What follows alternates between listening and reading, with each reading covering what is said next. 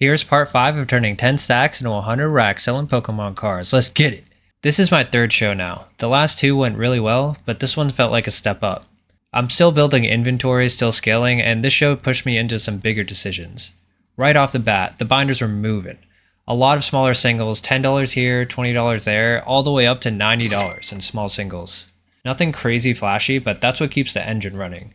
I moved a PSA 10 Umbreon for $165. Clean sale. I sold a XY Mega Garchomp for around $100. The mid-tier cards seem to be pretty strong at these local shows. They move super fast. Then one of the biggest deals I've ever done came up. The Sunbreon from Prismatic, which is about an $1,100 card and is typically looked at as liquid. Because let's be real, Umbreon is a super popular Pokemon. The deal was two smaller cards on my end worth around $50 plus $800 in cash. Tying up $800 in one card is a big move for me right now. Because if it sits, that slows everything down. But I believe in Umbreon, so I pulled the trigger. After that, I picked up a few solid Radiant collection pieces as well. Nothing massive individually, but it strengthens my inventory. And then the biggest deal of the day came up. I bought an entire lot worth around $2,100. This was for the Greninja Gold Star CGC 10 worth around $200 and around $1,600 in cash. One of the key cards was the Rayquaza VMAX and PSA 10 worth around $1,600 to $1,650. Rayquaza is another high demand Pokemon that just consistently performs. However, handing over $1,600 in cash just hits different. That's just not casual anymore. At this level, you can't afford to be wrong, but if the margins are there, you scale. All right, let's break down the numbers. I didn't sell as much at this show than I usually do, but the total sales is around $900 in cash, but my total spent was $2,700. The net realized profit from the sales was around $250, but the inventory gained was around $800 in estimated market value. So I spent a lot of money, but the overall inventory gained was pretty good.